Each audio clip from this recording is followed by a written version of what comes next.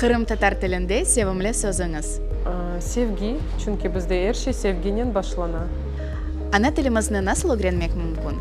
Ana tilimizni elbette aileden her şey başlana ve ailede öğrengen son inkişaf etmeye, filologlardan laf etmeye, okumağa. Sözlerini doğru yırlamak için ne yapasınız?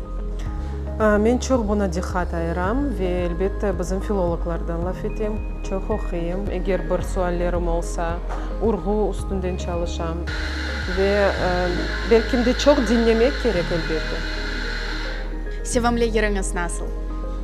Çok yerler sevimli ve bir ayrı bir yerini seçmege benim için kolay değil elbette. Yalıboy, çöl ya da orta yol akşivesi. Sudaklılar. Sudaklılarının en kullanışlı ibaresi.